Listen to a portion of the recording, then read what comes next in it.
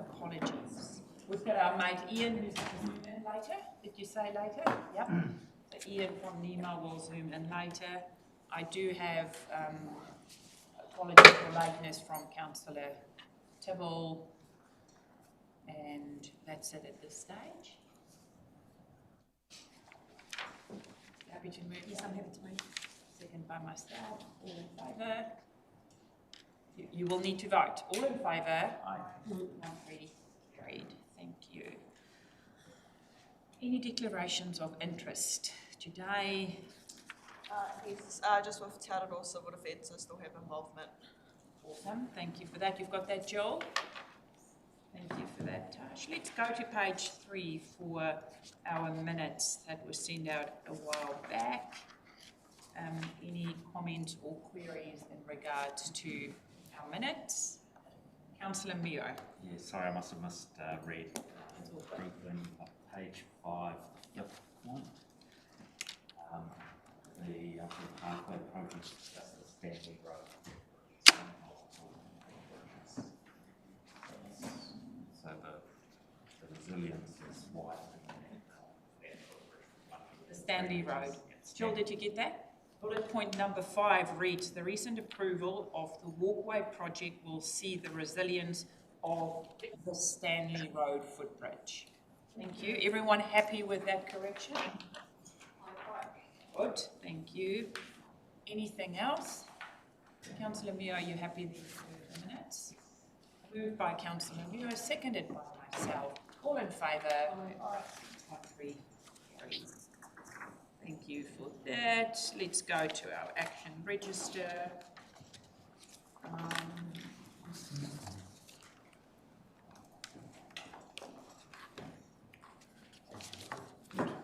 Anything here that you want to update us on? The plan is still up. I've got the most volcanoes, and I've got the vet online who's we're just setting up for the hazard and risk review, so we can talk that. Murray, do you want to talk to us? This has been on here for quite some time, the mud volcano stuff. Did you want to give us an update or update the date that you're going to update us? Yeah, we unfortunately tend to have a continuous series of weather events and then the aftermath of that, and so... It's not urgent, I just thought let's update the date. So can we put the date to our next Civil Defence meeting? Yeah. Jill, if you can update that date to the next Civil Defence meeting would be lovely. Yvette, do you want to update us? Kia ora. Kia ora koutou. Yes, I do.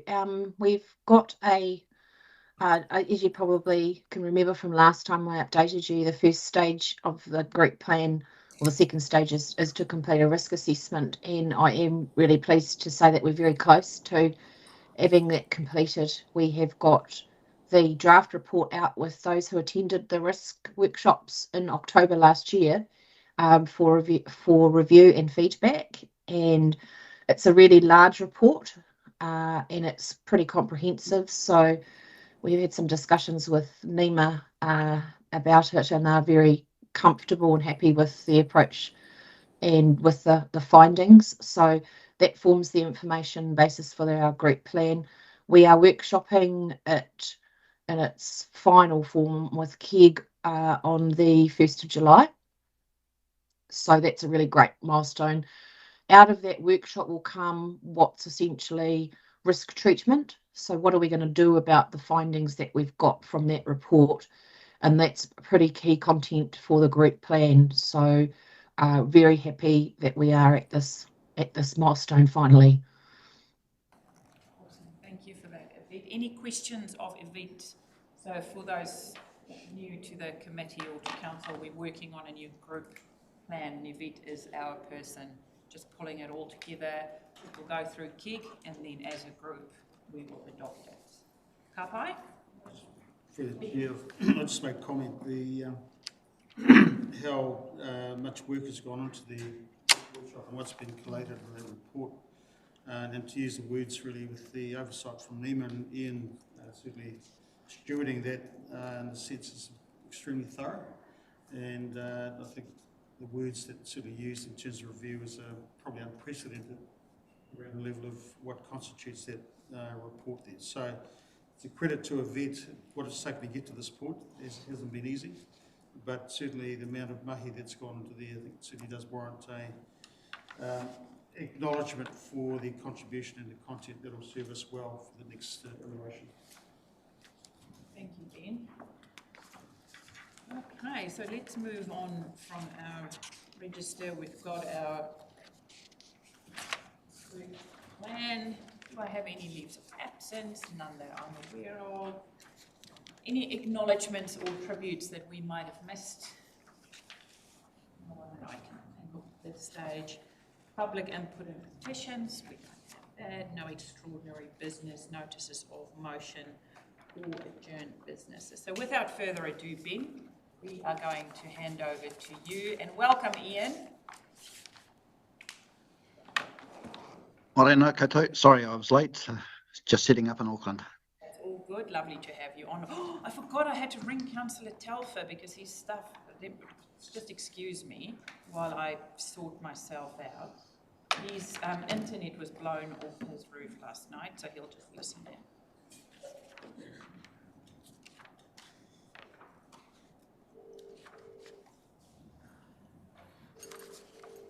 No, he's ignoring me.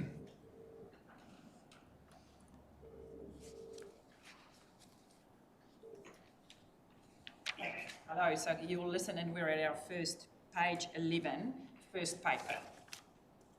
Okay. Okay, Ben, we hand over to you. Thank you, Chair. I'll take the as read, but I'll cover off the salient points relevant to the report. Group plan development, we've just covered off there. It is, I would underscore how key this document is as it progresses through the milestones and up to include the public consultation piece. And having started this in 2021, with really having to then pause what would have been a work stream to have an updated plan in place, we're really actually giving it that. So, but equally with the bill and from the information provided with the community management bill update, those really will be incorporated within the context of the plan. So it's fortunate, but equally it just underscores the evolving landscape, particularly on the back of the severe weather events and the inquiries, etc. A fair bit of reading, obviously, and I'll just focus on the emergency management bill, the information sheets attached there. As some of you, and certainly as this group and even the council, submitters in terms of feedback for that process, we're probably closing into the point where, if not around the start of July, we'll be looking probably at the consent being given for that. So the bill, as you see within the attachments, provides a pretty good steer in terms of the amendments that will be incoming with the new bill. So certainly be across those. A number of those things, when you go through them, is already practice and process here. Representation, for example, some aspects within the operational context we will focus on. We're seeing probably more by virtue of having to evolve our regional practice around particularly small disadvantaged groups, the whakaha, the aged care communities. We've seen better consolidation within the way that we deal with those groups as collectives. And equally, as I'll talk to later, within the community support, neighbourhood support really as another vehicle to really enhance our focus on the urban population, which tends to be disregarded in terms of some of the work streams. Is there any questions around the bill sheets? You sent some updates through a few days ago, which I did send to all councillors, just showing what is progressing and moving feast. Yeah, a key one with it as well, which is obviously flipped it into the emergency management operational systems, the pre-budget announcement, the Minister committing to that is certainly a good news item in terms of really what the sector lacks, which is a coordinated and consolidating the information and data across quite a wide and varied government, central government and local government ecosystem. I'll talk to that later within the aspects there. I'll just move in terms of page 13. So resourcing, when the tail end of that, as I mentioned, there, I've got a couple of other sites up the coast that we are very much just in the process of closing out with. Item 8, the Coroner's Court, for those who weren't aware, the final leg of the inquest. We did sadly have the fatality of Mr. John Coates within the cyclone area. So hence, the final leg in the court sitting was here in Gisborne over the course of those 3 days there. The draft report, as I put there, will be produced in the first half of next year, but certainly quite a detailed process. And I think one thing you really look at the context of the court and the questioning is that there's a number of things already that iterative improvements and developments far advanced from where we were in 2023. So we should take heart that it was a moment in time. Sadly, for New Zealand, it was catastrophic in a sense of loss of life, but in terms of operational investment procedures and processes that have very much been the work streams the last 4 years, I think we can get hand on heart and say we're actually doing more than what perhaps that people would assume we have tended to. I've just made mention of the amateur radio group now having the capability of communication space within the centre. So not just they are by, probably underscores the word amateur in there, but highly trained professional volunteers in the communication space. What we've leveraged there, that was really where I linked into the radio-based email server which we just installed with the Wing system. So to put that into context, really in 2023, when you have breaking primary infrastructure systems for communications, with the number of different systems you've got in there now, we have 5 layers of communications redundancy within the centre. And I'm not familiar with it. It's actually used quite extensively by FEMA, military, and provides really a backup to the backup. So really the focus in terms of putting that in with being developed and designed here with the local AREC lead is to provide us the outer region and actually even out of country comms and backup. So the picture you'll see on page 14 looks like a jumble of radios. It probably is that for the most part. But really what it provides is it's one of our national servers for radio-based email communications that runs permanently within the centre there. I'll just move on to the emergency management operational systems. So I sit on the governance board for that. That, as I mentioned, the pre-budget announcement of really securing and seeing that project that will come through to fruition. It sets out to solve quite a big beast. If you look at your central reporting lines across, your reporting lines across central government, there's 72 agencies you're looking to incorporate, and then you vertically integrate that into 16 SELM groups and 72 councils. So you're not going to provide a system that is going to do everything for everyone, but one thing I will flag, and we have got a date set for that for the latter part of this month. I'll just confirm the date. Will be a workshop, a 2-day workshop here, to look at the framing for the regional oversight around operational systems. And I'll do a pānui with that, just to get that out so I can lock it in the calendars. It will be for agencies, entities, within the context of what you'll see within scope around the ESOS, emergency management systems, the operational systems component.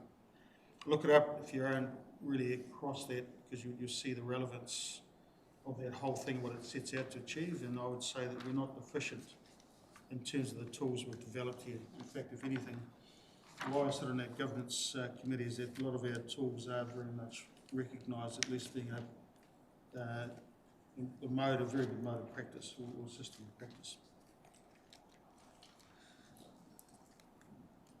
So that'll be an action for the mail out for that invite, and certainly if you want to be involved with that. We're just doing it at the Lawson Field Theatre, and I've got the NEMA team that'll be leading that in terms of that engagement for that. I'm pretty sure it's the 28th of June. I'll just need to, I'll confirm this. It's in that week. Yep. No worries. 29th, 30th, Ben? Yes. Okay, thanks, Ian. Pencil that. Certainly, even though you're not perhaps a user of it, you'll understand the context. That it now takes through really what you'd only see at a regional or a community centre level down to making tools available for the public.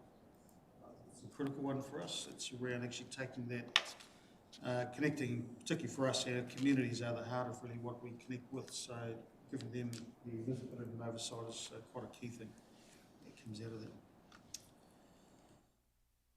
I had the pleasure of hosting, just we go to page 15, hosting the, which is the national deployable group of police that support police regional centres in terms of deployment into and around New Zealand. A full day really covering off, particularly getting an insight into what represents our mode of practice, the way we run, particularly up to including incident management team meetings and governance aspects. And then looking at really we focused on the interoperability component, particularly within the police role within the emergency services function as well. So great to have that team, and they spent a day with their colleagues in the who can centre them. Key one I want to highlight those is point 15. So particularly for this committee, we embarked and confirmed the stand-up and the establishment of our tighter fitting response team, which is, for those that certainly may not be aware, if you weren't around at that point, is very much a group of volunteers that with specific training and very much being fitted out at the moment for us with the outputs for flood response and to operate emergency water desalination units or our emergency water treatment. Now, we have the teams that they're configured to be deployed across a region. Their benefit there, particularly, they belong to the CEDM group and are funded in part, funded by GDC, and that level of investment, particularly, we see a very capable and committed group of individuals that are about to commence literally their training from this point onwards. So we're looking at and have 7 to 8 people that are the first cab off the rank for that, and intention for our next 7 group hui will be to bring them here, equally with the employers in terms of recognising that they are volunteers and really what they'll be asked to do, particularly in that for that role, will be more than what normal people do within a response context.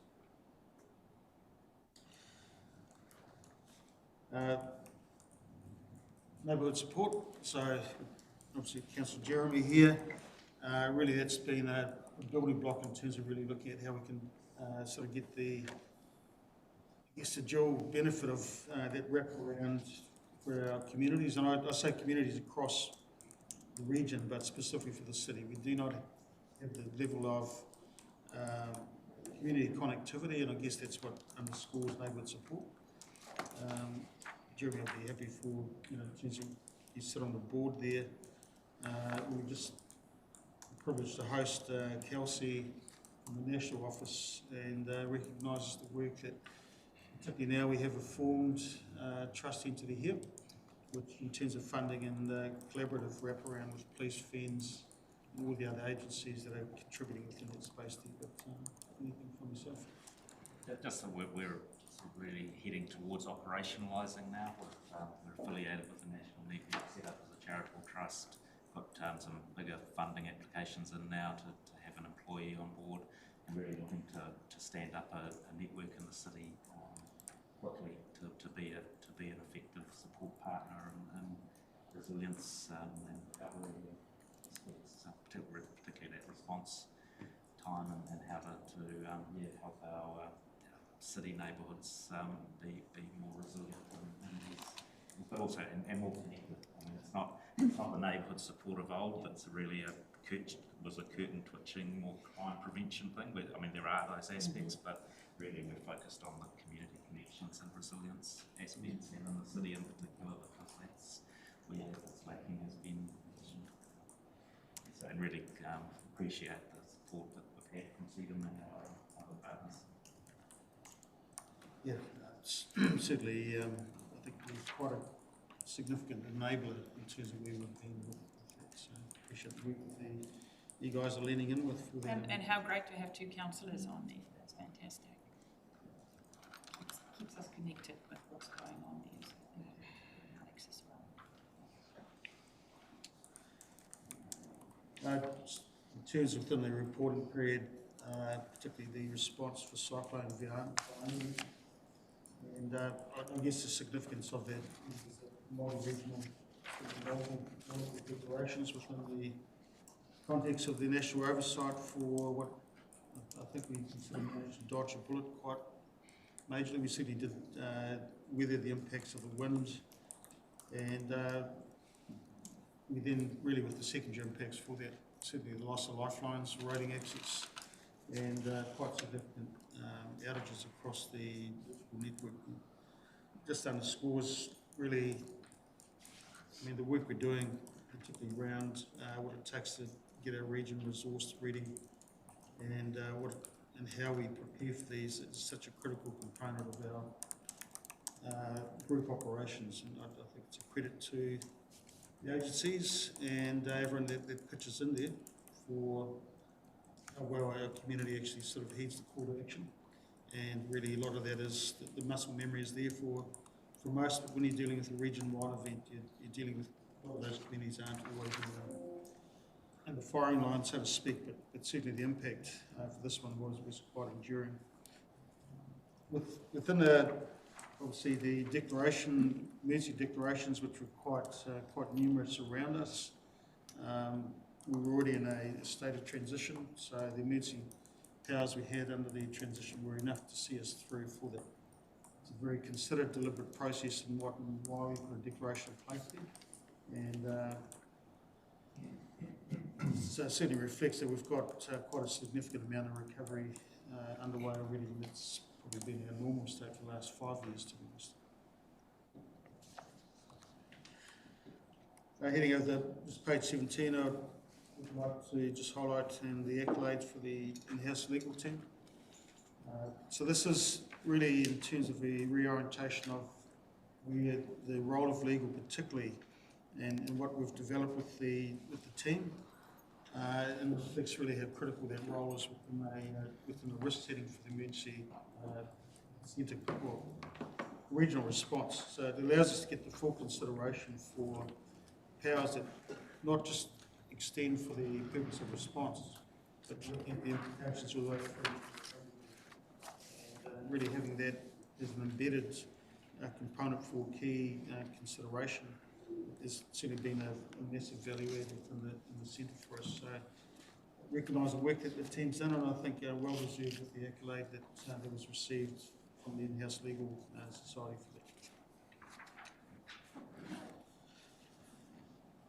that. That concludes the bulk of my components here. So I've got principal science update, or Caves update, and then Nina's update with him. Murray. Yeah, kia ora everybody. Most of it is read, but we'll update as necessary. With respect to the infill tsunami mapping, there were a few areas due to our lack of LiDAR coverage that we couldn't do full mapping. So that is in the Waipu in particular and a few other areas. We now also have, due very shortly, new bathymetric LiDAR, and that will fine-tune the inundation mapping for the other areas, so that will be reviewed as well. So we need to do this because the direct guidelines for what we call blue zones, which is public facing, simpler tsunami maps. The existing red, orange and yellow zones will remain for operational reasons, but reflecting that most people who do evacuate further than they need to because there's confusion about where the boundaries between those zones are. The blue zone concept actually accommodates that. Our friends at Earth Science New Zealand are going to be undertaking new trenching in the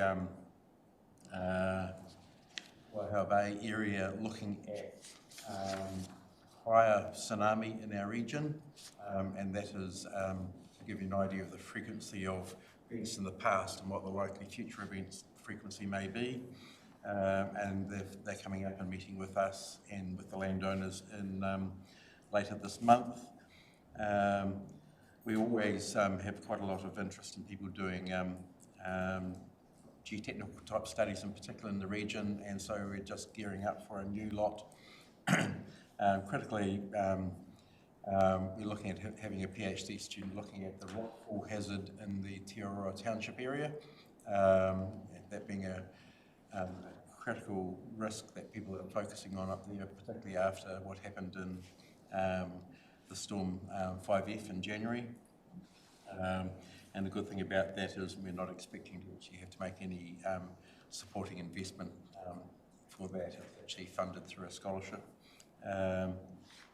We are presently partway through a review of parts of the January storm, Tropical Depression 5F. And I don't want to go into too much detail because obviously we don't want to preclude the fact that they haven't formed a final view yet, but the focus is on the Hicks Bay Township area, Onipoto and the Punaruku area in particular. Those three areas have a different set of risks that we need to understand, and that will take some time to work through. But there are some of the key initial findings just from the field trip we had a week or so ago up there, listed in the report. Associated with that, we've just received about a week and a half ago now what's called Pleiades satellite imagery over critical areas where we didn't have aerial imagery covering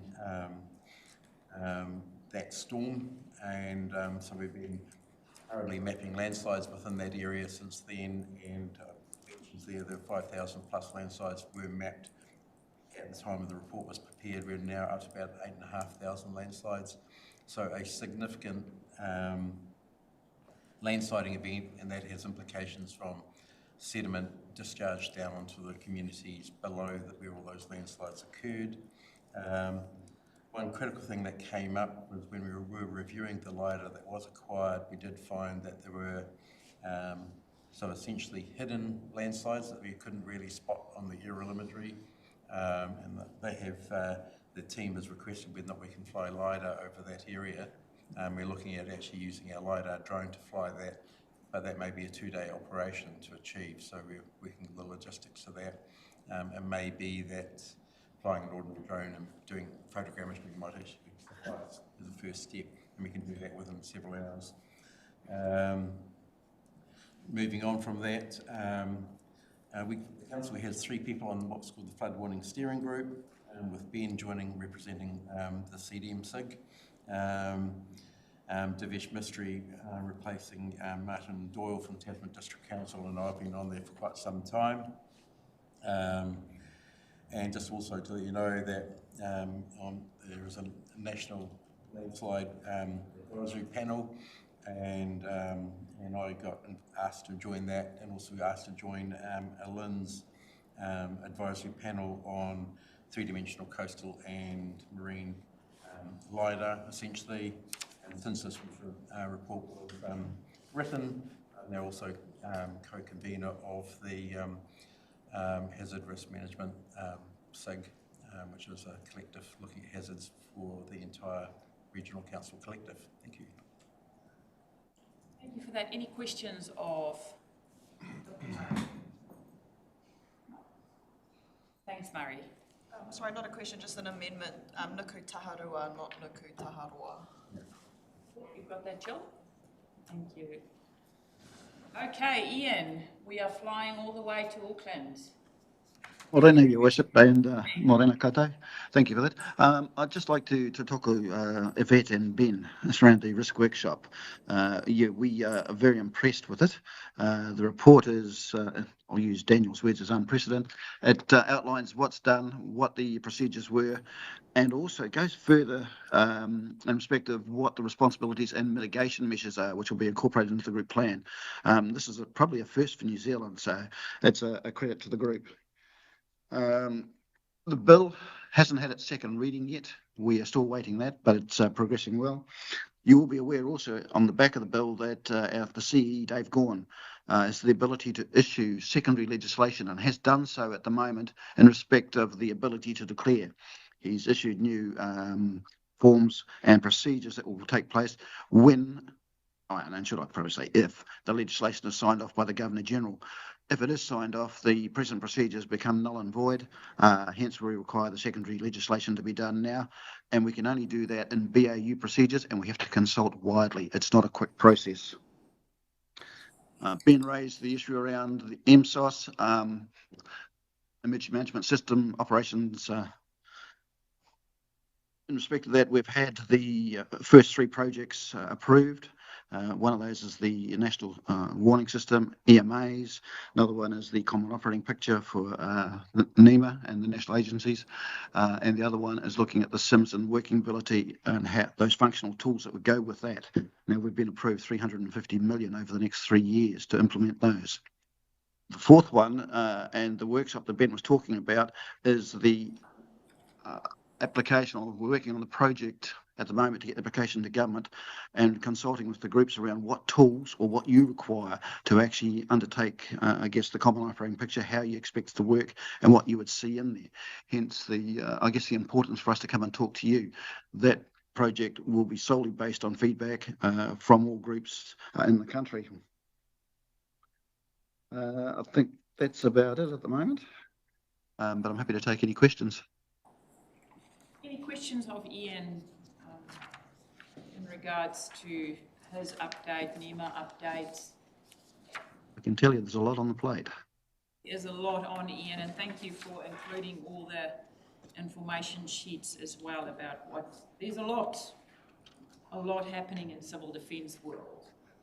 Lots of upgrades and updates, and I also want to thank Ben and yourself for being involved in making sure that Tairāwhiti message is sent clear when decisions are made and included in legislation, that they are well aware of how it operates in regions like ourselves, so that legislation is fit for purpose.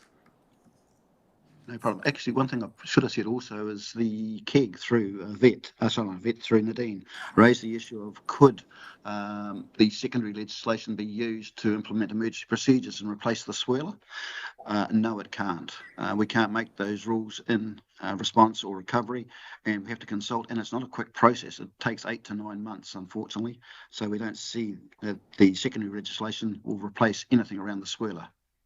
That is not good news, Ian. I knew it wouldn't be, unfortunately. Any questions of Ian?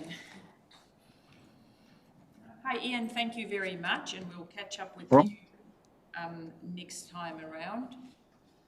Okay, any questions? Ben, anything else you want to add to this paper before we move on to recovery?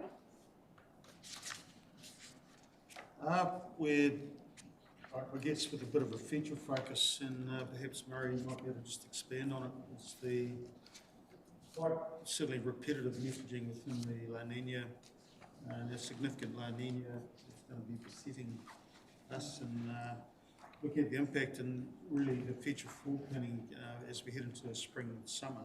It obviously presents a different set of hazards for us. I won't say where they won't go away in a sense of at least events, but we're looking at a climatic change. It's probably quite significant to reorientate to. So, Murray, would you like to just give us an overview really around what that presents?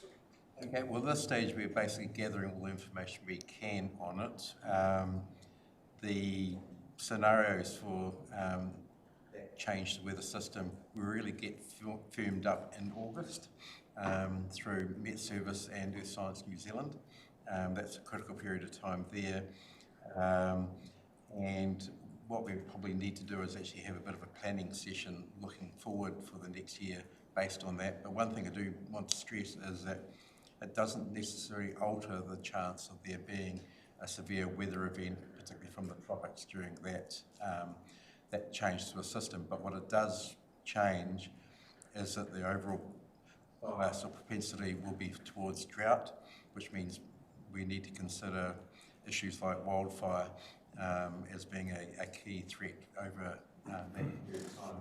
And obviously also just the straight economic stress of having, for a horticultural industry in particular, not having the level of water supplies they require for crops and things like that.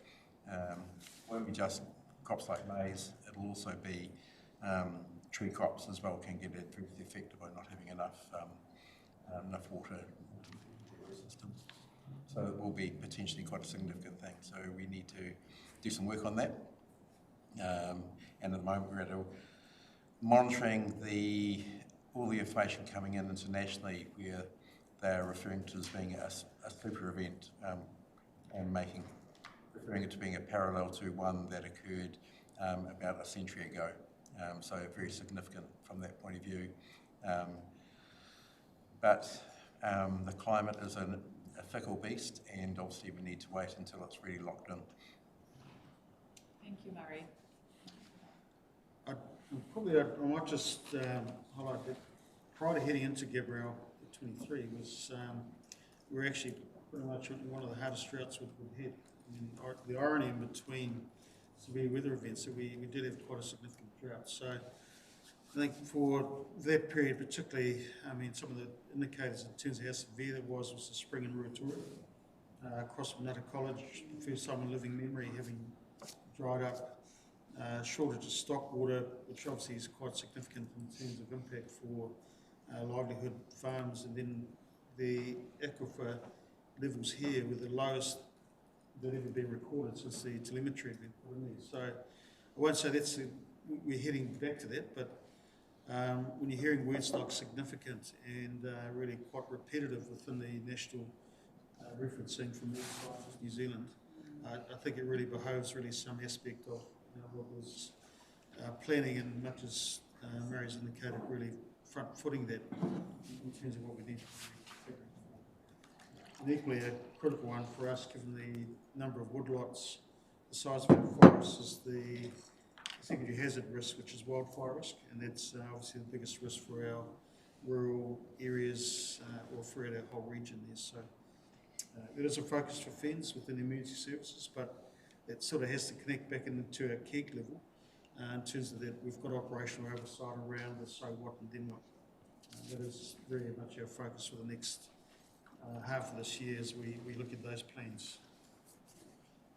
Nice. Concludes. Okay, any other questions? Murray? Sorry, mainly because I've just come directly out of the meeting with some colleagues in Canada to hear, and I hadn't had time to digest it until this meeting, but this is an entity that's been doing some work on using a test case, looking at the Gabrielle landsliding and Gabrielle LiDAR that we flew to look at risks for landsliding in the future for our region. As part of the subset of work they did, and we're not being charged for this, this is they're doing this by themselves, mainly looking at other clients. They've done some modelling looking at this cycle of weather events and where you have soil saturations which are regionally either high or low within periods over decades.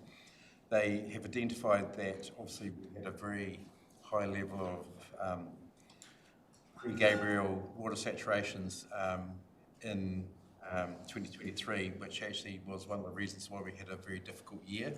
Their modelling suggests that 2026 is starting to look a wee bit similar. So we're not throughout the year yet, but the indications will be the susceptibility to significant landslide events if we had severe weather will be elevated for the remainder of this year, and so something to monitor. Their tool looks far more robust than the rainfall-induced landslide forecast we get prior to events when we have severe weather events, and it doesn't seem to actually correlate particularly well, but it does look like we could do some tests to see whether or not this could be a predictor. If we do have an event which we know 9 days out, we can run this and might actually give us a very good idea of where we're likely to have risk. Thank you. Just with our wildfire risk,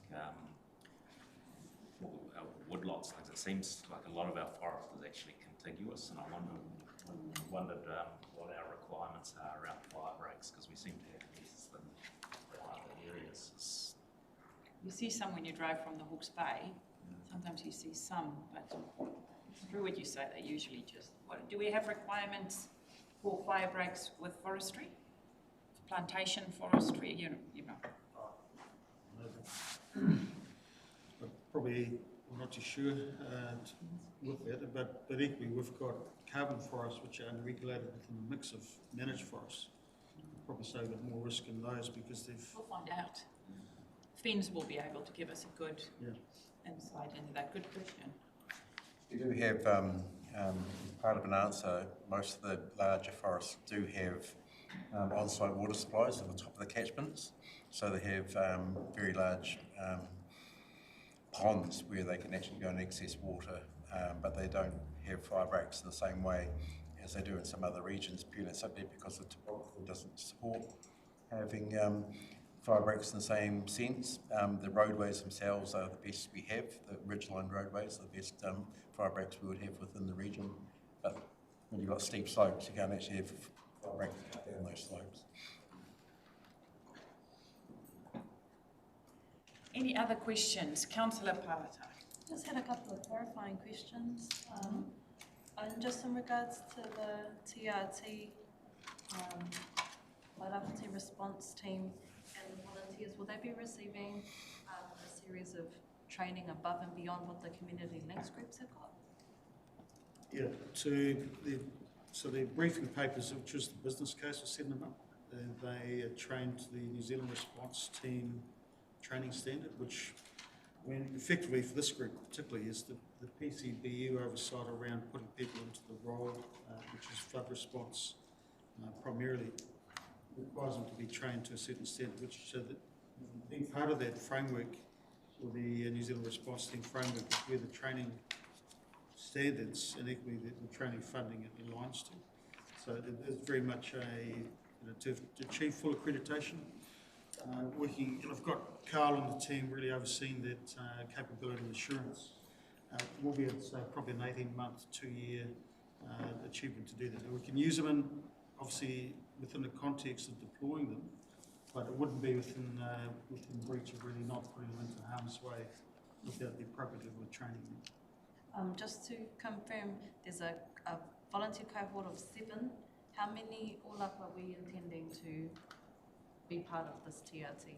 So what was agreed to, which was within this forum, was a team of 8. So that's 2, possibly with a split, 3 deployable entities within that. So, and equally part of that operational response would probably see either Marcus or Carl in terms of leading that with or supporting those up until we lift the capability and get the team leadership established to be able to self-deploy fully. Just sorry, one additional question to that. I've got a series of questions. Is that, have we been invited to nominate anyone that they think might be appropriate or able to be part of the TRT, or is it just self-nominate? Self-nominate. But they do deploy, and I don't say that in terms of who's in there, people that come from iwi. So it's not, for that group particularly, is, I guess the other benefit in terms of, if we're needing more in terms of surge capability there, being part of the response team framework nationally, is where we can actually draw or request additional support from our region response for that.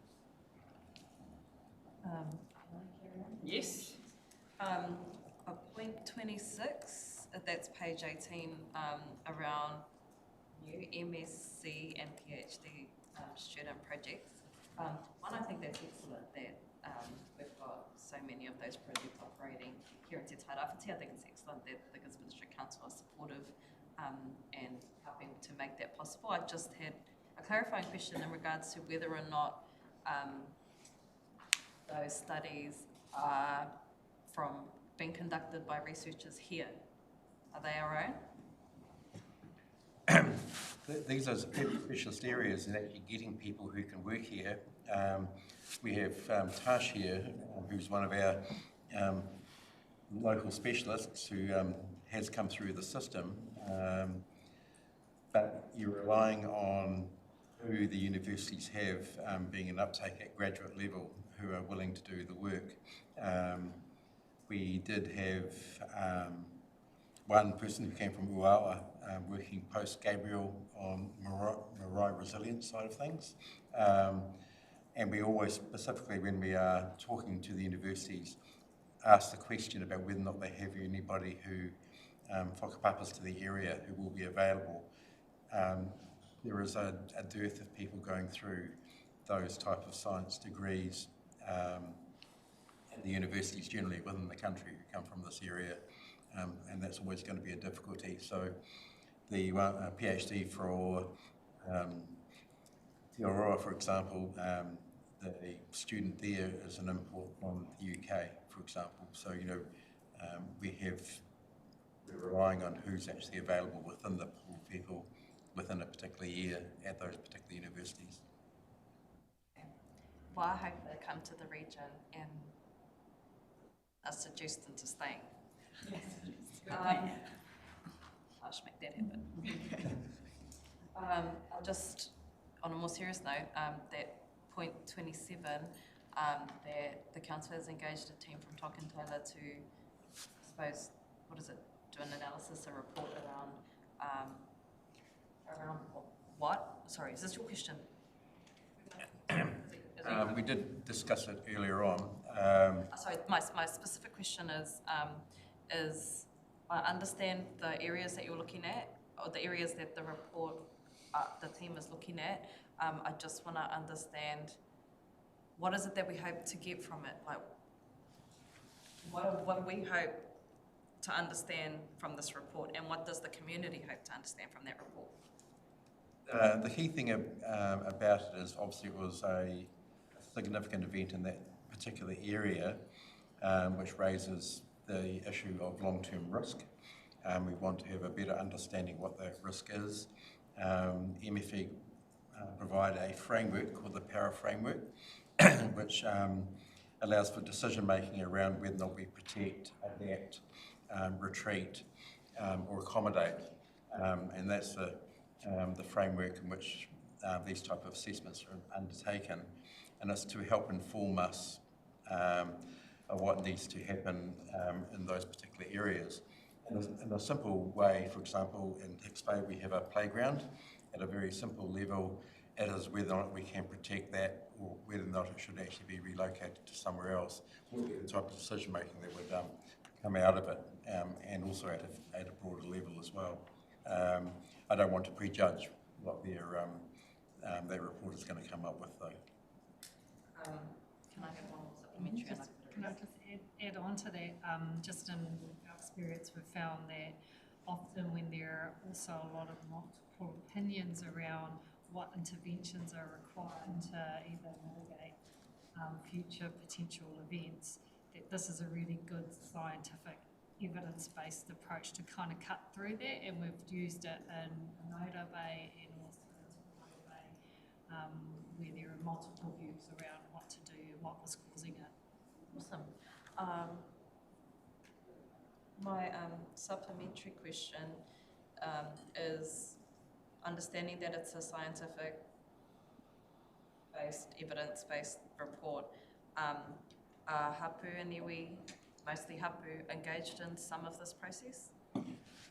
They are indeed, and we had a 2-day site visit with the team. Tash went along as well. We interviewed a suite of people representing all of those affected communities.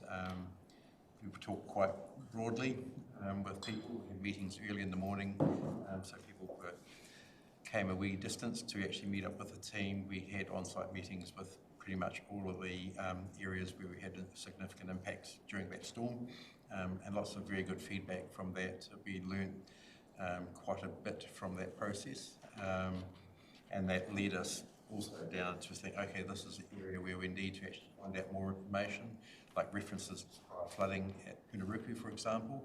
There was a view of when that occurred, and we wanted to be able to validate that. The level of engagement has actually been, I think, really excellent, because one of the things we identified, particularly at Punaruku, was prehistoric from that point of view, beyond the memory of people's landsliding and rockfall events. And to get a good understanding of that, we have to use techniques like dendrochronology, which is actually counting tree rings in the tree. So the landowners, in an instance, after some discussions, gave us permission to cut down a kānaka so that we can actually count those trees, the age of those trees, and that gives us a time frame for when the rockfall occurred. It gives an idea of the sequence of events before we actually have modern knowledge, if you like. And we can already see from that in actual fact there was a singular event and then a subsequent event prior to our first aerial imagery, for example, which was 1939. And the other really good thing about the engagement with the local community, they could tell us the history of when the land in the upper parts of some of those catchments was cleared and used for farming, and when the timing for when that was then, those areas were then left to revert. And the key finding about that is that while it looks like a lot of it's really good condition indigenous vegetation, a lot of it is actually regen and still in a relatively vulnerable state, which is an implication we have in that particular area. So do you have anything you wanted to add in terms of the insights of Hapa engagement? Yeah, so Trump are engaging at 2 different levels. So we've got participation in the governance group and also in the review team. So it's also part of our obligation to ensure that Hapa and community are involved.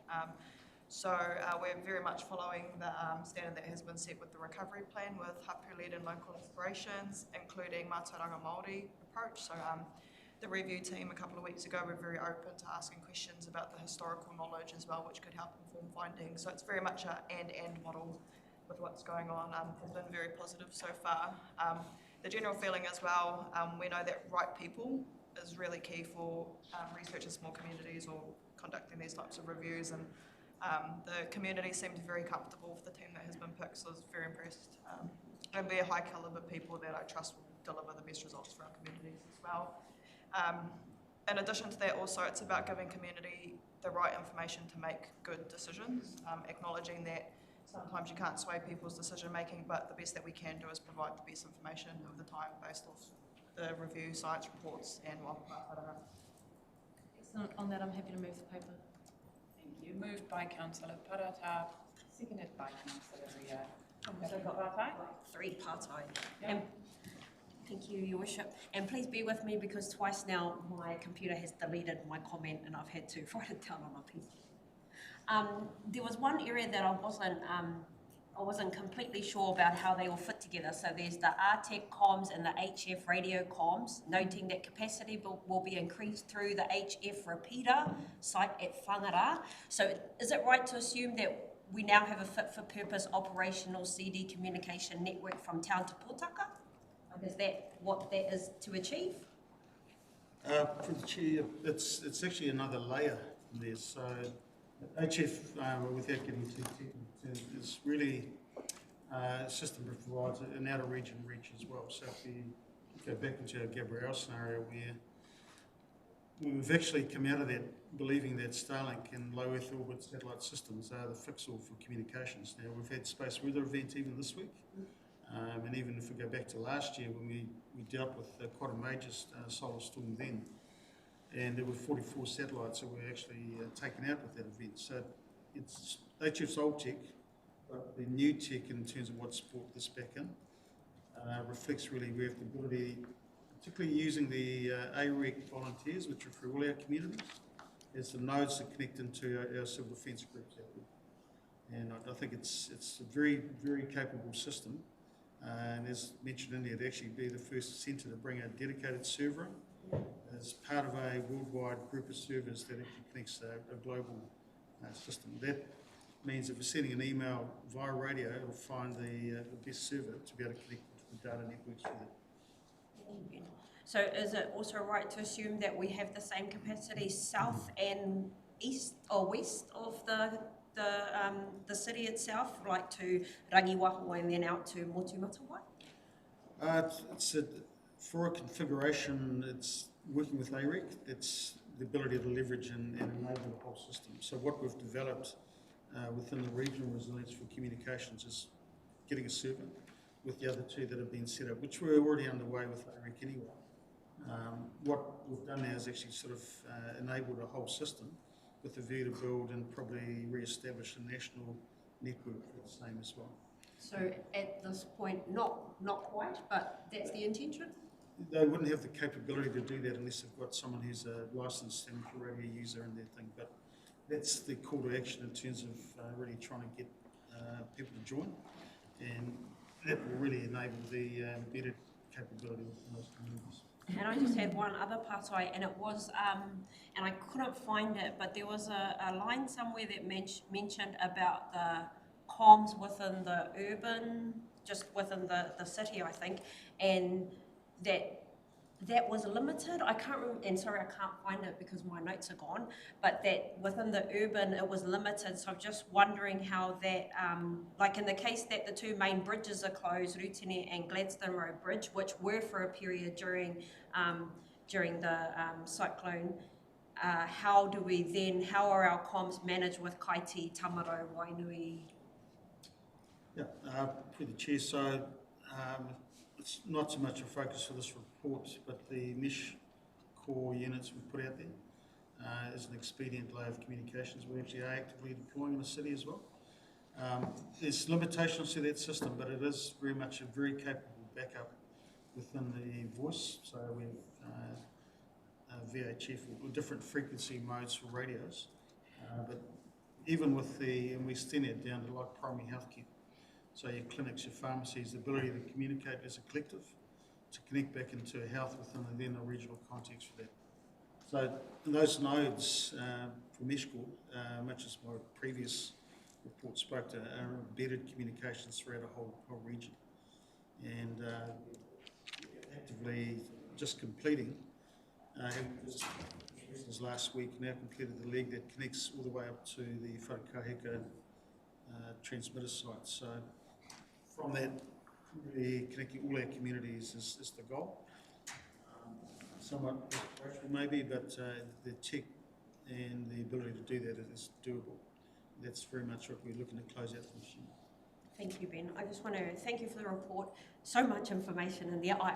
To be quite honest, there were some bits I didn't quite understand, but I've gained a better understanding now that we've had a bit of kōrero here at the table. But also knowing too that we've learned so much valuable information about ourselves, our communities, our rivers and our whenua because of Cyclone Gabrielle, and to see how much we've progressed over that time, and knowing that this one report, it's taken probably thousands of people to actually just compile this report in terms of all the little aspects of it, and the planning and the community engagement and then the feed-in and all of that. So just thank you very much to everyone, and I'm happy to second. There are no more questions. I'll put that paper to the table. All in favour? Aye. Carried. Thank you. Rolled for voting. We go to our recovery paper. Thank you, Nomai. We'll hand over to you. Worship, kia ora tātou. It's always very daunting following a response report because it is so comprehensive. So on that note, I just want to make 2 points, specifically for this committee. My aspiration, while I'm here in the role as Group Recovery Manager, whatever we are going to be titled in the next iteration, is for recovery to also reflect the quality and capability and capacity that we see in our response here in Tairāwhiti. Our response mahi is leading by example, in some respects is world leading, and that's the aspiration that I'd like to see for us in recovery. One of our team made a comment the other day, and this was about some of our partner agencies, that when we go into a civil defence emergency event, entities pretty much know to go which buttons to go and push, and then they turn on their response activation. When it comes to recovery, that's not so prevalent, and so that's what we want to do, is work over the next 12, 24 months, however long it takes for us. When we shift into recovery, anyone that has a responsibility or is going to be part of recovery, they'll know where the button is, they'll go and push it, and they'll be able to move themselves into that function. The other point I just want to kick off with today's kōrero is there was a statement made about being future focused, and that's also where I want to go to with recovery with this committee, as the strategic kind of leadership group for civil defence and emergency management in Tairāwhiti, thinking about being future focused for recovery moving forward. I'll focus on mainly the points in pages 71 and 75, so you don't have to flick in and out of your papers. I won't follow the logic, but mainly those points. The reports in between that are the body of the current recovery program, of which we can invite questions throughout this. So yeah, future focused. So there's an attachment to this report, and it's a summary assessment for the National Climate Change Risk Assessment. I'm not a scientist at all. I'm also not a climate change expert. But what's compelling about this summary is that the research and the data that was collated to bring this summary together, there weren't any business cases or assessments that I'm aware of that were actually done in Tairāwhiti. But if you read the summary, you would think this is talking about Tairāwhiti. So I think it's just another piece of evidence on top of everything that's already been shared this morning around the fact of what we need to be thinking about moving forward. So if you haven't had a chance to have a look at that assessment, I encourage you to do so. You will read through this and think that they are talking about us, but it just gives us further evidence in terms of how we reset ourselves moving forward. Other evidence that we know that we have serious events every 2 to 3 years, a major event. We know we have smaller events almost every year. And so what can we do so that we're not reactive moving forward? And what does that mean from a resource perspective, an investment perspective, an assurance perspective? Point 3 on page 71 talks about that we are still in a local transition period. I just wanted to raise with this committee that we sit in this local transition period. Therefore, as Group Recovery Manager, I have access to the CDM powers in terms of undertaking work that needs to happen in terms of repair or restoration of infrastructure, reduction of risk to life. The Gisborne District Council and through the civil defence roles, we've been utilising civil defence powers since 2023, and that is unprecedented. And NEMA have been asking many questions of civil defence as to why we continue to utilise that power.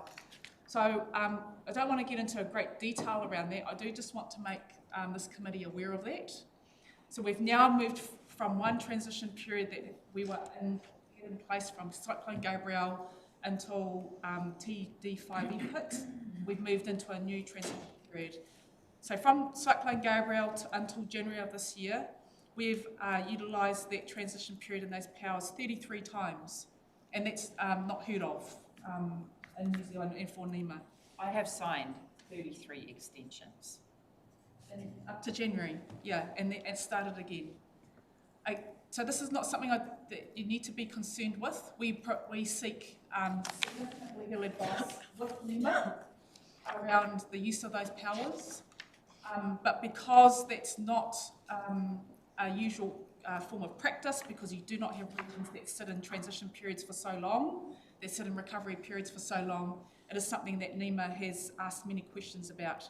We are required every so many months to provide a report via NEMA to the Minister of Emergency Management as to the number of times that we apply for those powers, and there is a report done in that nature. So there is accountability that is had there. But it is just something for the committee to be aware of.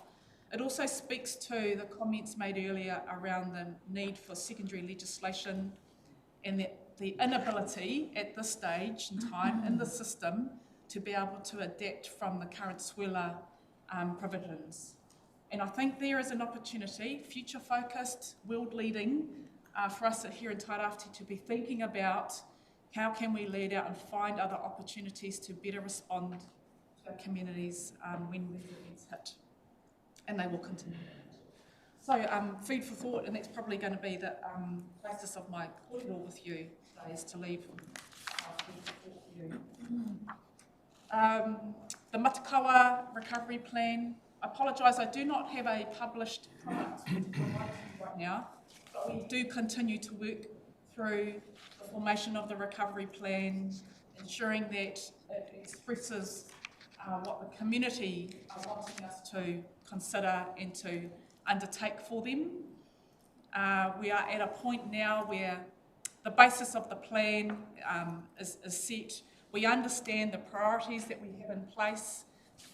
And for those councillors that I am privileged to spend time with, you would have heard this a couple of weeks ago, but our priorities are around supporting whānau in their recovery, infrastructure, restoration and resilience, economic recovery, stabilisation of the environment, and look at how we set up our governance or leadership structures across communities and how we as entities set ourselves up to support that.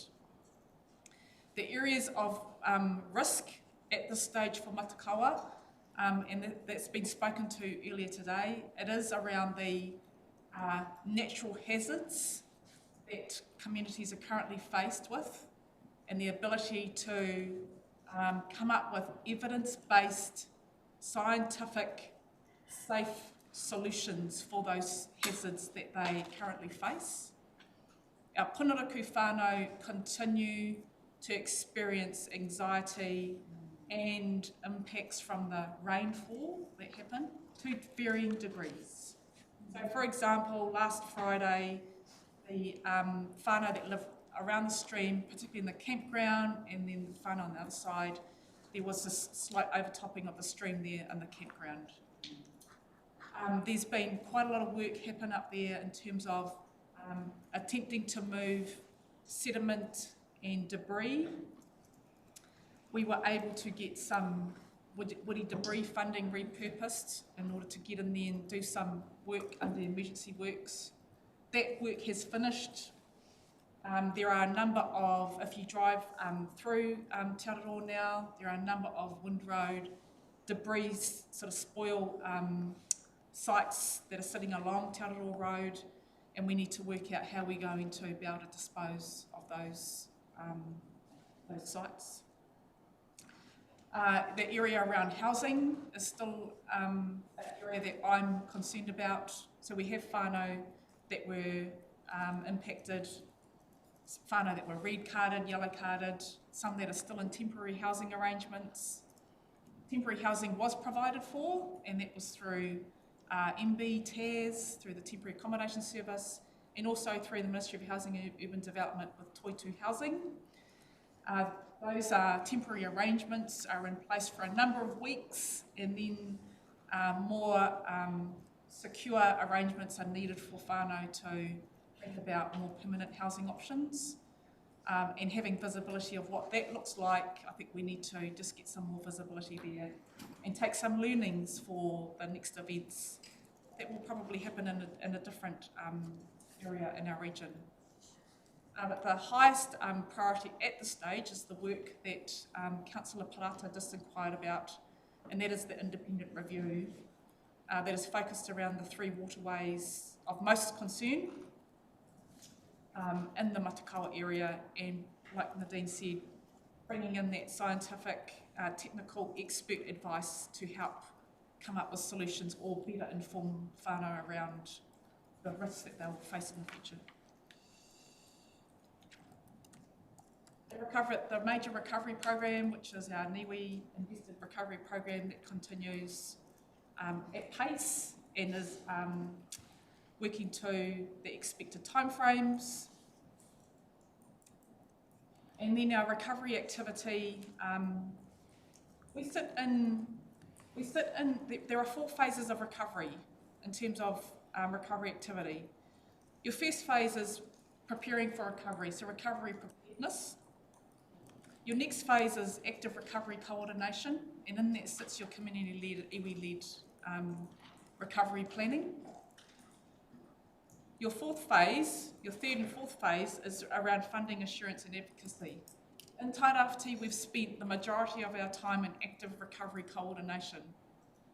And so we need to start thinking about, in terms of future focus, how we can get ourselves back into recovery preparedness. And so as a system, how do we prepare ourselves for recovery?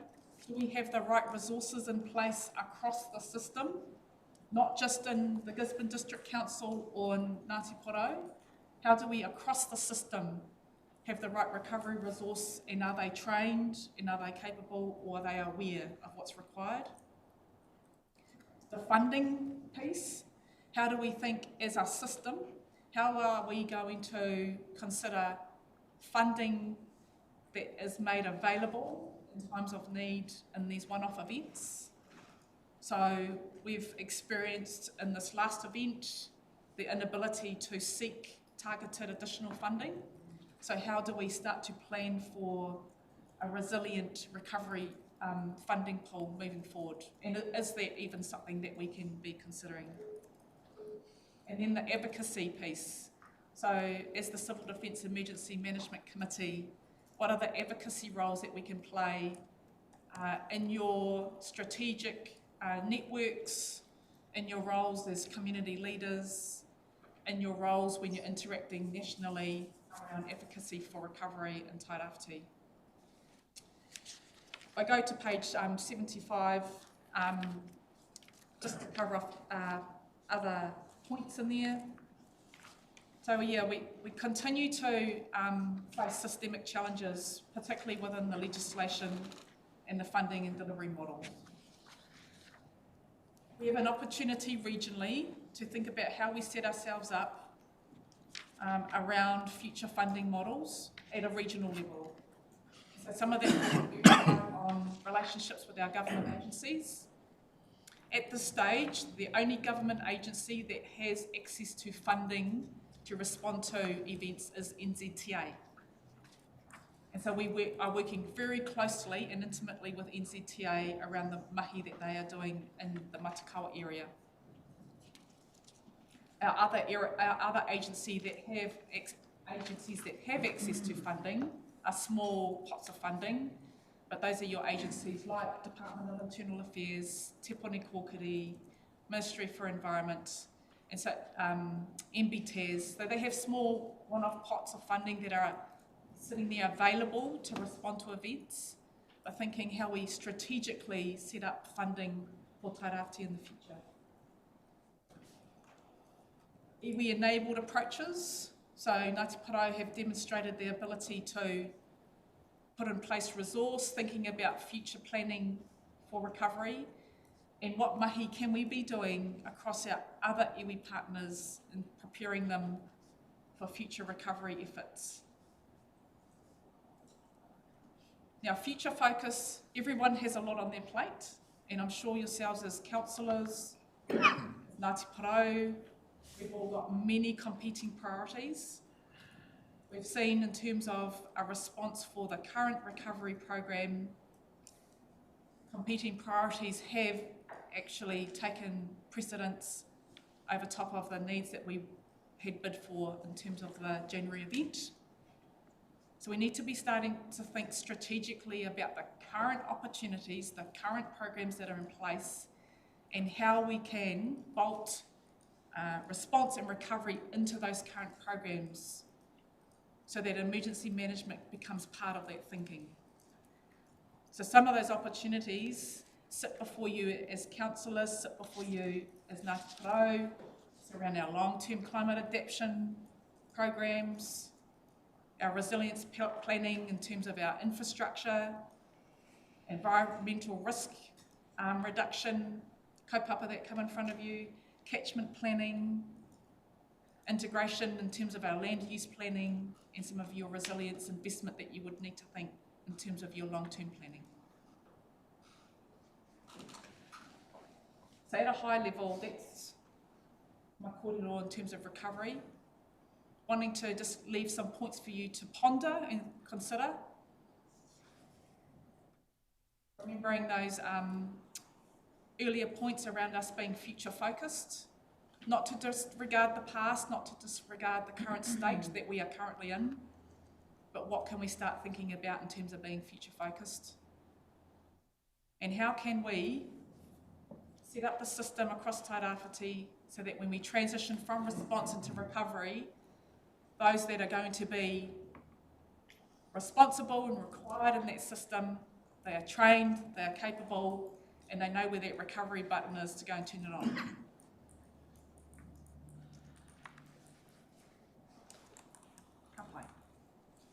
Any questions? Any questions of sobering talk, very much. But it's the reality that we find ourselves in and how we pivot and future-proof. Councillor Parata. I was just wondering if it would be possible to get a copy of the Climate Change Commission report and whether or not the reports that go to NEMA around the extension, the justification for the extensions of powers can be read by council. Just out of interest. Not because I don't think we needed to do it, I do. I think that the more information, the more knowledge we have as council, the better we'll be able to make and support decisions at the table. So I was just out of curiosity and interest wondering if we could get a copy of that. So yes, absolutely, we will get that climate change information to you. And I would understand if I just check with the CE. I think that report could be shared with councillors. It is merely an accountability report. Yeah. I just want to understand how the powers work, what it is that we'd be reporting on in terms of accountability and how that works for us. Beyond that,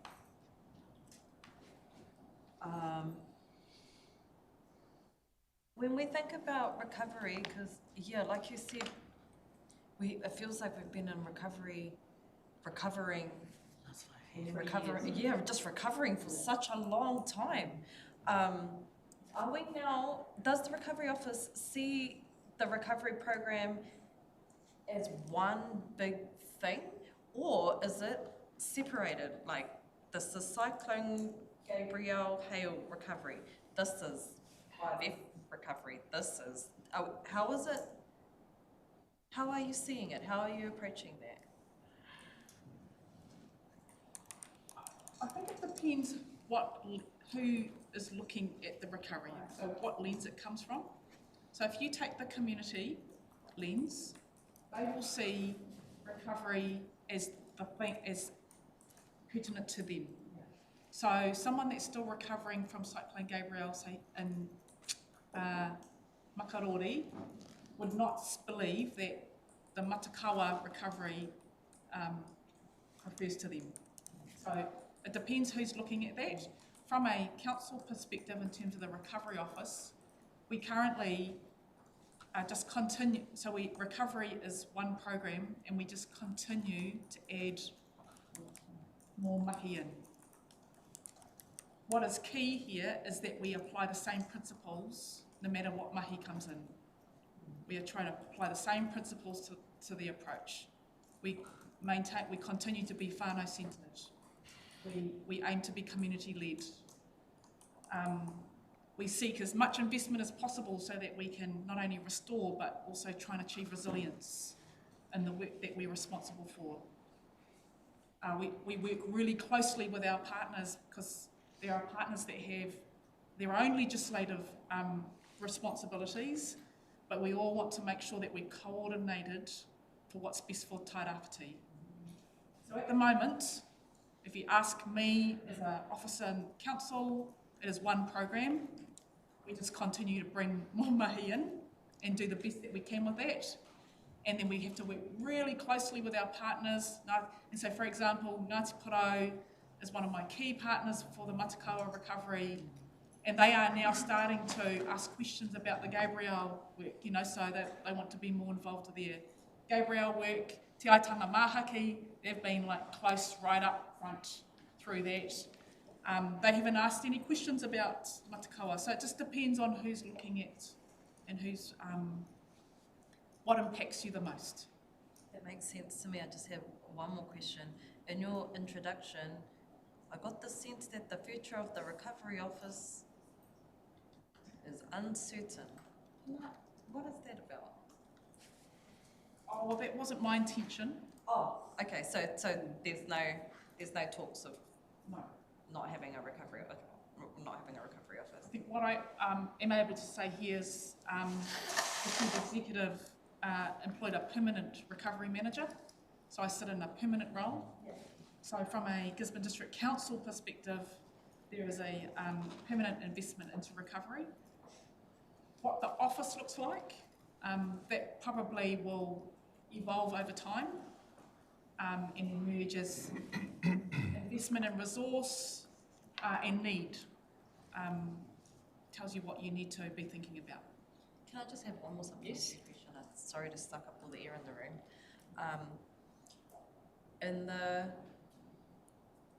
Does the civil defence mahi that Ben and Co do and the recovery office, when we're not in an emergency, is there synergies in the mahi that both sides of the do? Because I understand that the focus is different, but is there synergies and harmony in the way that we approach both? Absolutely.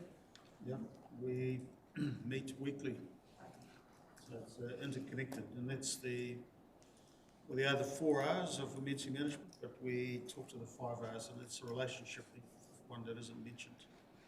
That's the more critical, probably the most critical in our regional context here. So it represents how and why we're involved, and I'll give credit to what GDC's backed and actually putting a permanent recovery manager in, because before that really was a pop-up recovery function to try and then deal with what has been really compounding recovery that goes back to predates well before Cyclone Gabrielle back into 2017 and probably prior. And taking that mindset, particularly around risk reduction and resilience, and being a embedded co-pupper within the sense of all of our work streams, with the lens that certainly will then reduce really what response and recovery will imminently end up owning out of that. So it is a major sort of inserted capability to have a full-time focus with an office, and what's being developed here. One last question. Are we fiercely watermarking and branding and protecting our IP that's being developed specifically in this area? Because I feel like this is incredible innovation, and we're already, like you said, we're already probably leading globally in many aspects for civil defence. I have no doubt that we will, in terms of recovery. Just think it's worth considering watermarking, locking our genius IPs. That's it. Thank you. I'm happy to move. Kia ora te tūtai mimihi ati kia koe e whakaati nei I mea. Nau mai. It's really important for the way in which you've introduced this report to us, based on your perception of it. What I glean from that is that this is an area of gap in the lines of the previous report that was brought to show the gaps in legislation for the reason that we're in secondaries that actually don't activate the needs that we require right now. So seeing that and then hearing your report and then seeing at point 17 that there's really on page 70, what is it? It talks to the space of there not being significant funding available for this recovery area. And so I have a couple of questions that come in my mind that may not be able to be answered, but what I do really enjoy is the fact that everything is up so that we can actually see the historical scenario that we've got with the lack of proper investment funding along the whole space, that the whole space of recovery and emergency are basically tuakana and taina, and that in that space too, as we move forward, while we're breaking new ground in every particular space where civil defence is coming, what you bring to bear is that the new ground of recovery as the younger sibling is not actually being understood in any way within government that provides for an effective set of funding, because there isn't any for that. I suppose the greater question too is, if we look back to Kaikoura and we look back to Christchurch in relation to their recovery spaces, is there anything across the country that can already inform us, or internationally, about how recovery can be best done that brings world-leading class, ratified knowledge that shows us the pathways of where we should be driving, understanding the gaps that we're already being able to iterate for us that don't help the recovery space. I think it's also backed off on the fact that the lack of investment is also happening currently here at the Tairāwhiti in our health system, and all of these things are actually a 360. They're not just one part of a quarter of the circle, so to speak. And that's why in every particular way we require consistent collaboration of all the stakeholders and investors that can help us to understand what to do in that place. So I'll come back to again, what do we have in relation to international studies that show us our recovery, if anything, in other spaces can inform us moving forward with methodologies in recovery here that we might not already know.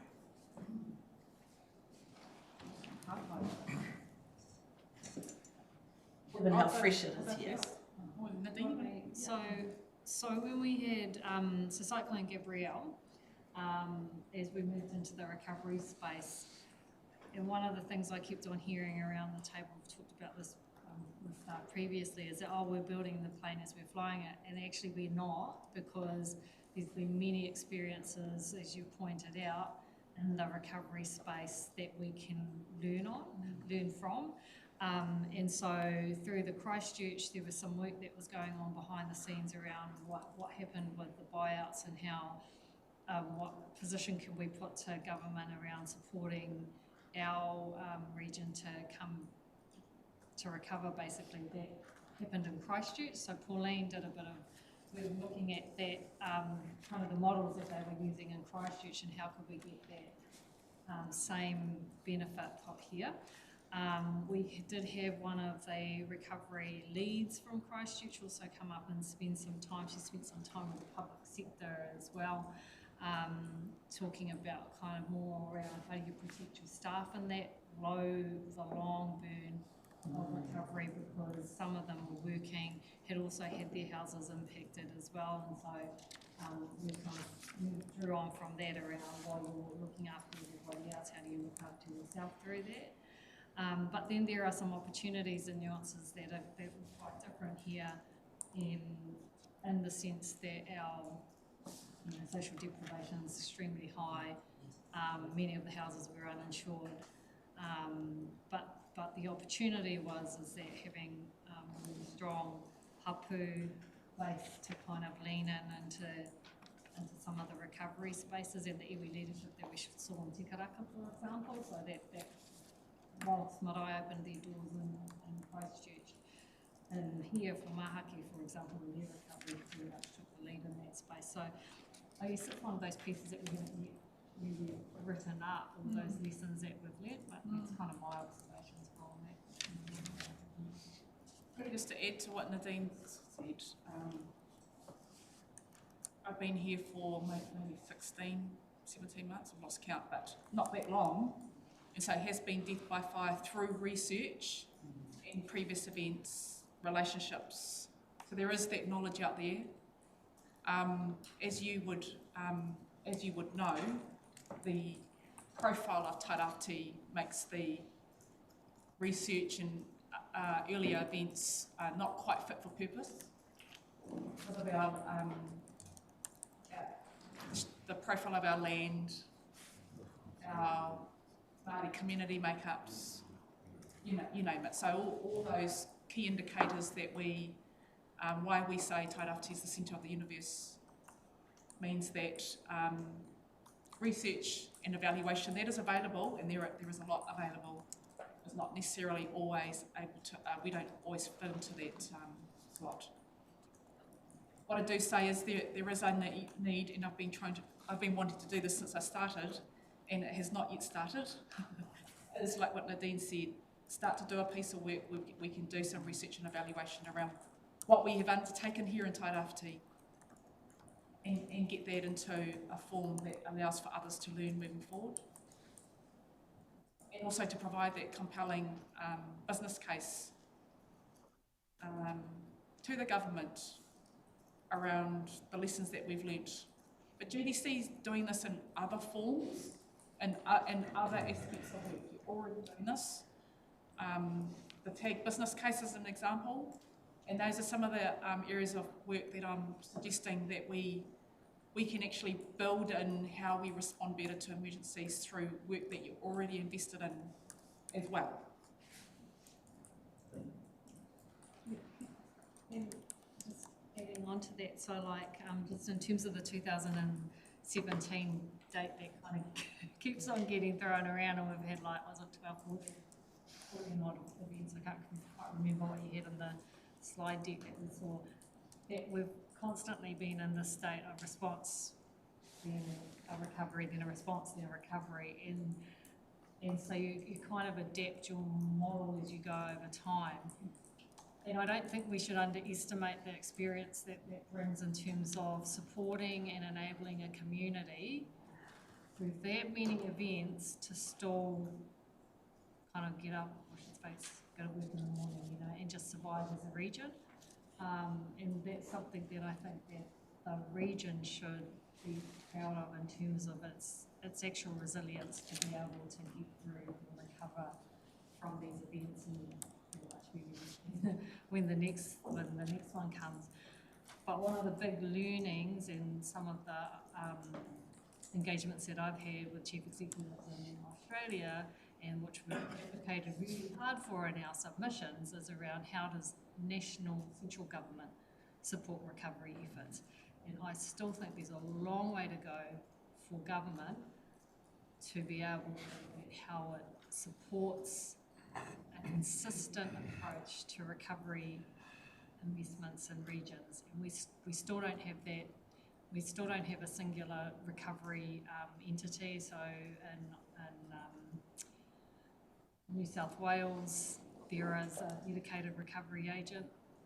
They take care of the buyouts, like you make an application, there's a consistent process, whereas when we were in the cyclone, we were having to go behind closed doors and negotiate the best outcomes for our region. So while we're trying to improve our practice on the ground, what we have seen over these subsequent many events is that there is a big gap here, and this is the government's leadership in the recovery space. I just think that the key, what you've just shared there, is our people are having to do resilience in a way that the rest of New Zealand is not doing.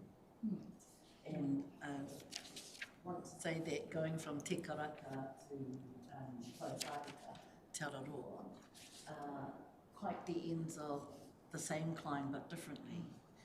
And I want to pick up on what Murray spoke about, cutting open trees to be able to see from the biodiversity what was the impact upon the body of the tree.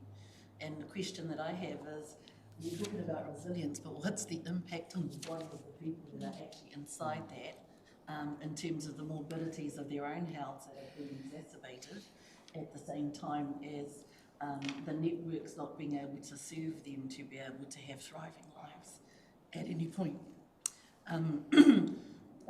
It's deep centred for us here in the Tairāwhiti. And these are the things that the word resilience anymore doesn't cut it for those communities, because it's what? Tell us to be strong, tell us to do and lift 8 times, 10 times harder than everybody else does in the region. Like you, and as that point 17 said, there is no money. So then we can talk about planning, but if Father Christmas is not coming from anywhere, what is then the approach? And to me, I think that's the biggest challenge to our table. Kia ora. I don't know the answers, I'm just merely sharing from what the kōrero for today has brought to the meeting for me, is how grave the situation is. It's more grave because we're largely level 5 to 7 in terms of land use designation category, which means we're sliding down everywhere. It's more grave because of the social deprivation that we have here, but add to that the consistent historical underinvestment in this area in every facet of human life. It's diabolical that we and our people have to suffer this way. It's diabolical that our generations of population here are largely under 30, and this is the estate that we will hand them. I just want to be able to say that here. Kia ora tātou. Rob, you go first and then Aubrey. Yeah, just on page 72, I'm just a little bit aware, it's not a question, it's more of a concern around, on page 72, we've got in the regional transport section there, and then on the bridge program, where it says Pauriki Bridge has recommenced design following NZTA confirmation.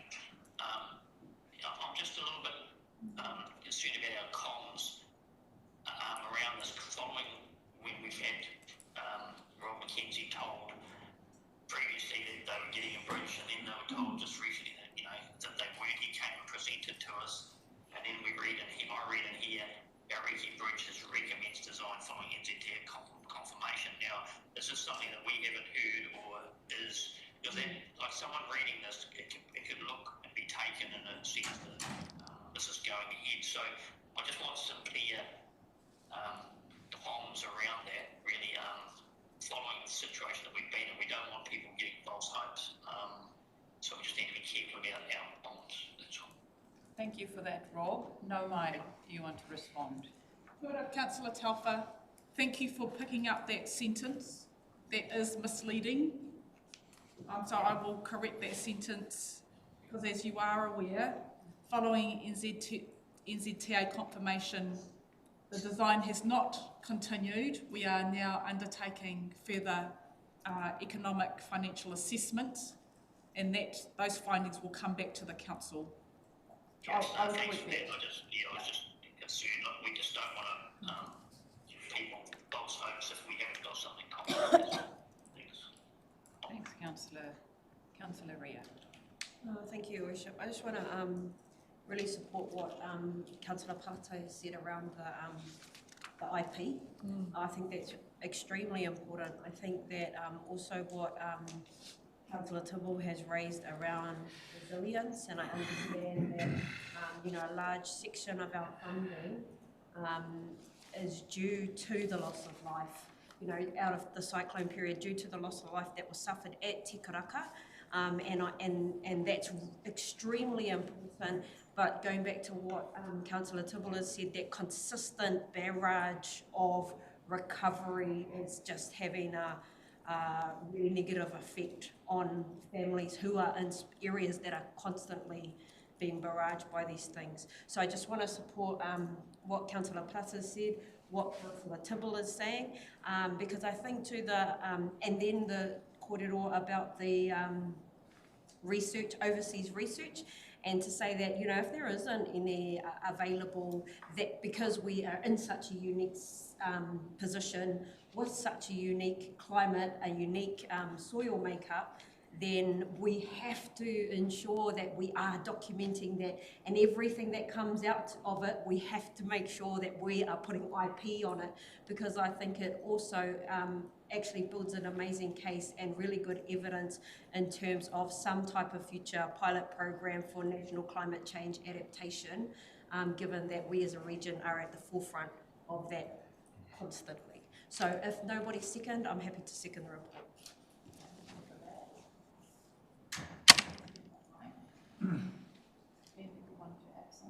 Yes, we should just, in terms of Councillor Tibble's proper there, I think one thing which is an opportunity at least in terms of getting the detailed regional context for us is the group plan.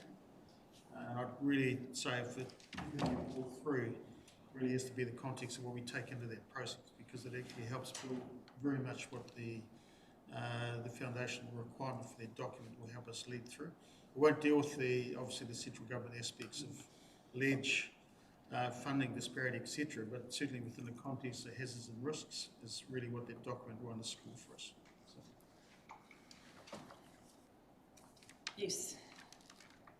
Thank you, Your Worship. If I could ask a couple of questions, one around page 69, and it's the summary. And I appreciate this isn't a financial report, but I struggle to get clarity around some of the figures that are down here. We have 367 million under the total weather event. 26 million is allocated as woody debris, yet I know that fund was significantly bigger. So I'm imagining this is the top-up fund. Correct. That's the next phase. Again, just reading it, it doesn't have the clarity. It's interesting to see that we're only 40% through the spend, which is significant, although we do have those big bridges. Again, a little bit more detail in here would help explain that. The other question is, we've got regional transport recovery at 233 mil, no mention of local roading, or is that included in the regional? Sorry, that's just a play on words, Councillor, sorry. We call our recovery roading program the regional transport program. It is local roading only. Local roading only, thank you. And the buyouts at 30 mil, no, that's all good. My next question's on page 74.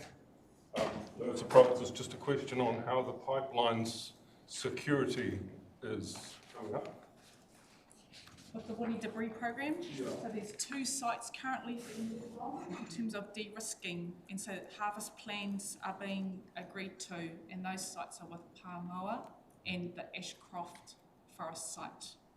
So those 2 are the 2 sites that the woody debris team are currently focused on, particularly because of And so work will be done soon, hopefully.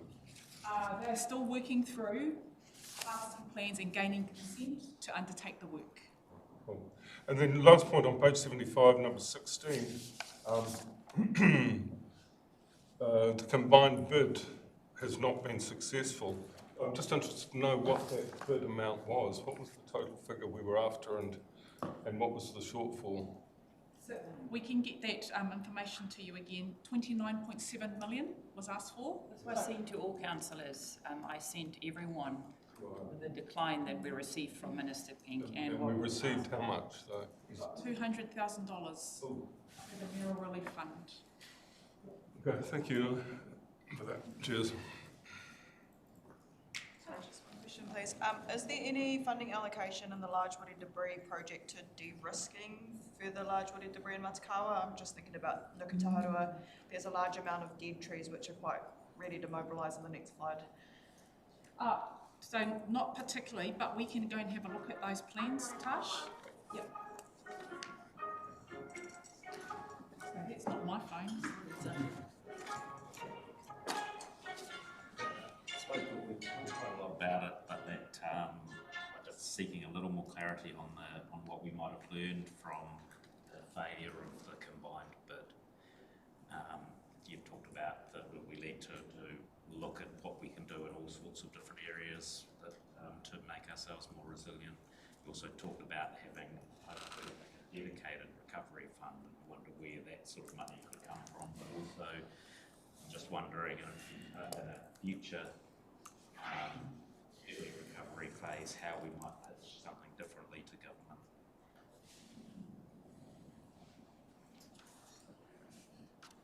This goes to the heart of the issue again around how government is managing the recovery process. So in our case, we had the Prime Minister say, tell us what you want, and then we had ministers saying, tell us what you want. We told them what we want.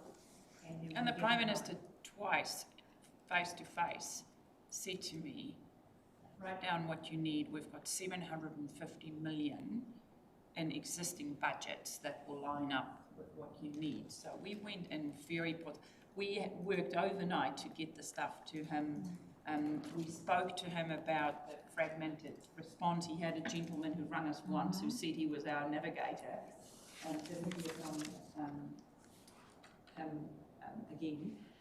But so it is that gap, and I hear what you're saying. How do we present it in a way, but also we were under the clear understanding that there were money available and there were existing budgets, and it was not made up. It was $750 million. And I do appreciate, it's from existing budgets, and existing budget might be allocated again. That's where, and it's not unique to us. My friends in the Coromandel and up north had the same type of discussions, but there was definitely hope created amongst us, signalling that we received, but lessons to be learned there, and how we do it differently or better, or keep that comms open. And it's also taken such a long time to get to know, more than 2 months. And then, but we did get $200,000 in the mayoral. My current learnings, particularly being a long-time public servant, is, so like Nadine has said quite clearly, the system's not set up to fund recovery in a strategic planned way. We have been fortunate in the past to have governments that have decided to find investment and get investment into communities. Cyclone Gabrielle, however, was an anomaly because there were so many regions impacted, the government could not do something, and they were impacted severely. What we've had in January is events that were tragic, but not as, the impact on communities was not as, thanks, Ian, not as bad. But however, for us, it was extremely complex because of the various conditions that we have. So my learning from this is that we need to set ourselves up regionally to be far more independent to a degree within reality, within our financial constraints, within the makeup of our community. And so what do we need to start thinking about in terms of that? So one area that I will undertake and always have is to get my public servant colleagues really close to me and get them thinking seriously about emergency management and what they need to be doing in terms of the responsibilities and delegations they have to make resources available. And some of that may only be getting key public servants ready to be deployed whenever we need them in events. That's one way to get resource. Another way could be, and will be, is for them to start thinking about the discretionary funds that they have, and many of them have good discretionary pools of funds, and thinking about how they protect some of that for Tairāwhiti. So that's some of the learning that I've got at the moment, and then also increasing the knowledge around the theory of recovery.